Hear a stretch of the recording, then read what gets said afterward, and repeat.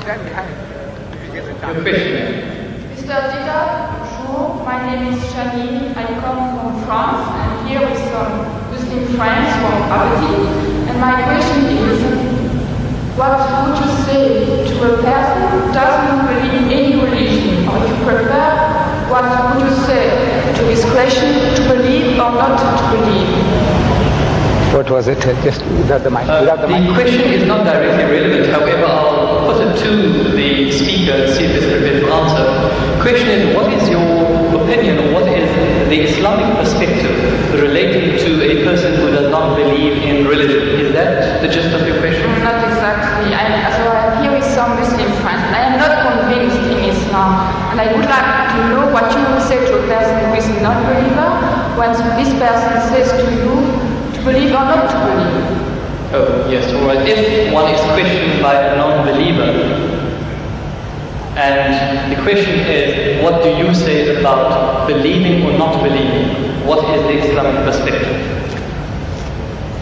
You see, there is a person who, every person ought to believe.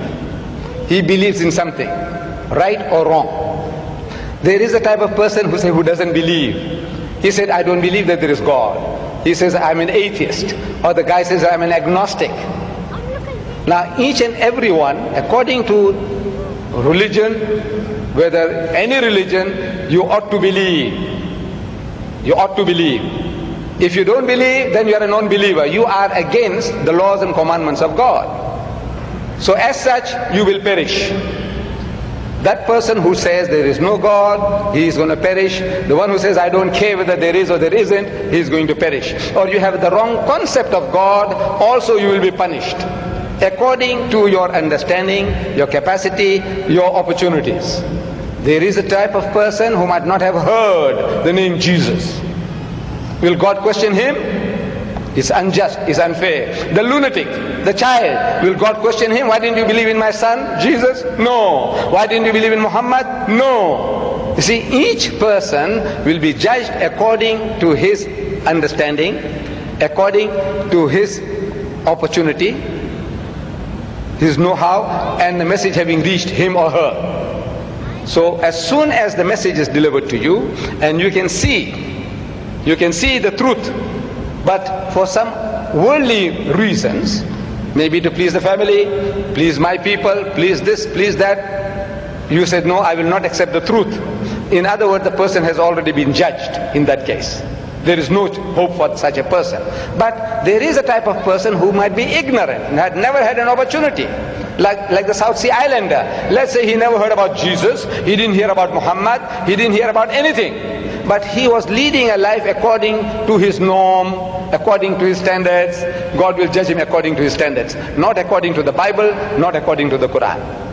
So every person will be judged according to his opportunity and his understanding.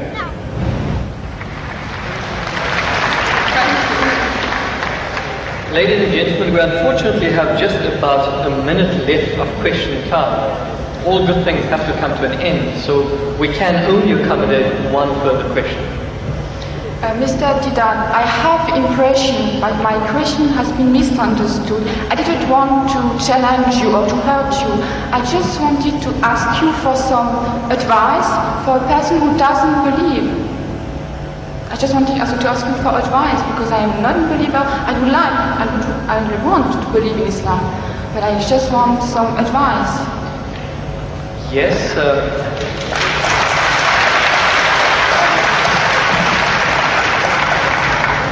do you not feel that there was sufficient advice? Did you require further advice? Yeah, because I didn't have the impression that my question has been really understood. So you want to know what the basics are, or what the reasons are for a person to actually believe in one God? Which advice would you give to a person who is a non-believer? See, number one, we have to realize that there is a necessity for belief. If you don't believe, you can't move an inch. You can't bat an eyelid. We believe. The very fact that you believe that if you come there, stand before the mic, and when you utter the words will reach me. If you didn't believe, you wouldn't have taken that step. If you didn't believe that you will be visiting this hall and listening to a lecture, you wouldn't have come. So belief is fundamental, is basic to any move that you make. Now, without belief in what? That there is a creator. Number one, that somebody made this machine. Man, woman, he made it. And that this machine is not given without instructions. Every machine carries with it instructions. Never mind how simple that mechanism is, you get instructions. Your washing machine, your hair dryer, your motor car, anything, everything, you need a book of instructions. This most complicated mechanism, the human being, created and left without instructions? Who says no, he has to be given instructions. And God Almighty, we believe that there is a creator, and this creator through his messengers, one of us, he has been conveying those messages to us, directions, instructions to us. Whether those instructions remain in the pristine purity or not, that is something that is now debatable. But the instructions were given, and it is through those instructions alone can man find ethics, can man find morality. Without these instructions, there is no ethics and there is no morality. Man, being an animal by nature, he will behave like animals. It's only because you believe that there is a creator, and this creator said that thou shalt not marry your mother, you will not marry your sister, you will not marry your daughter. We say we believe, we believe, we believe. You say no, I don't believe, then the person is nothing better than the animal. See, the dogs and pigs, the way they behave, he said, well, I behave just the same because I'm an animal also. So you have to believe. But now what are you going to believe? Where is the source of that belief? Instructions which is not contaminated, which is not spoiled. In the origin we say all prophets of God, all messengers of God were divinely ordained. But the messages, because they were not preserved, God sent messengers after messengers. Messengers after messengers. This is his way to rectify his creation. And in that system of sending messengers to mankind, Muhammad was the last, the culminating point in that messengership. And he left with us this book. And if you read this book with an unprejudiced mind, if you haven't got one, I can present one to you if you haven't got it. This is an English translation of that book, the Quran, with an index. Anything that you want to know about God, open G, God, more than 140 different references. That you say, I can't believe in God. So he reasons with you. This God of the Quran doesn't say, I'll fix you up and I'll twist your nose and I'll put your pull out. No. He says, Awalam yara allazina kafaru. He said, how can you not believe in God?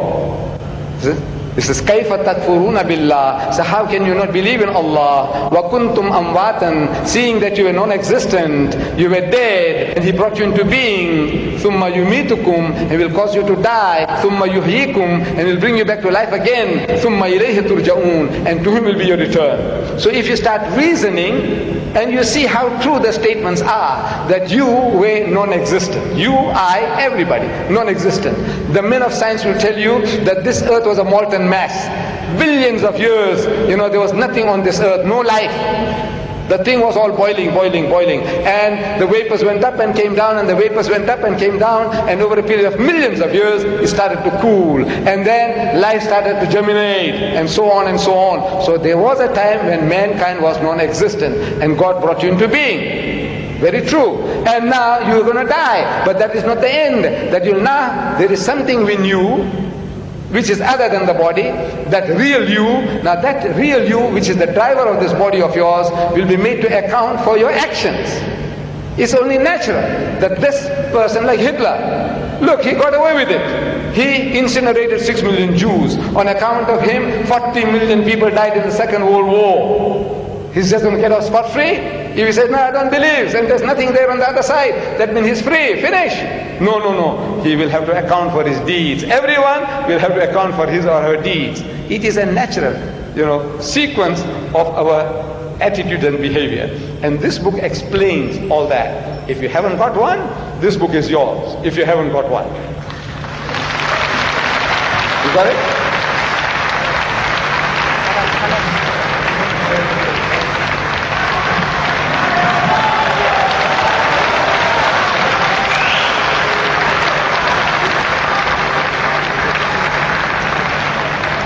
Ladies and gentlemen, unfortunately, all good things have to come to an end. We're at the end of our time span, and we cannot accommodate any further questions. Whilst we'd like to